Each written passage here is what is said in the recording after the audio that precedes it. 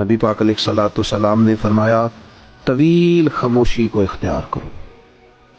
دیر تک چپ رہا کرو۔ فرمایا اگر تم اسے لازم کر لو گے تو یہ چیز شیطان کو بہت زیادہ پھٹکارنے والی ہے، دور کر دینے والی ہے، اور تمہارا طویل ٹائم خاموش رہنا، لمبا وقت چپ رہنا تمہارے دینی کاموں میں تمہارا مددگار ہوگا۔ حضرت ابو ذر غفاری رضی اللہ تعالیٰ عنہ نے عرض کی یا رسول اللہ کچھ اور فرمائیے، تو حضور نے فرمایا بہت زیادہ ہنسنے سے بچو، کیونکہ بہت زیادہ ہنسنا دل کو مردہ کر دیتا ہے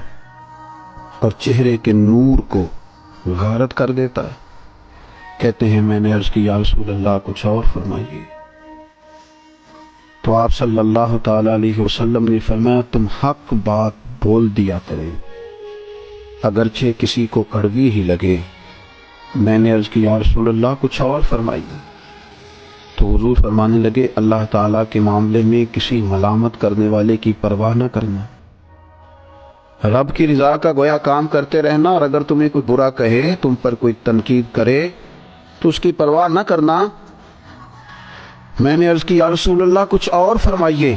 تو نبی پاک علیہ الصلوۃ والسلام نے فرمایا لوگوں کے عیبوں کو بیان کرنے سے اپنی زبان کو روکے رکھنا، اور ایسے عیب جو اگر تم غور کرو اور تم جانتے ہو کہ تمہارے اپنے اندر بھی موجود ہے، لوگوں کے بارے میں وہ عیب بیان کرنے سے روکنا۔ 7 وصیتیں اللہ کے محبوب علیہ السلام نے سیدنا ابو ذر غفاری کو عطا فرمائی۔ دین و دنیا کی ساری حکمتیں، علم و معرفت کے سارے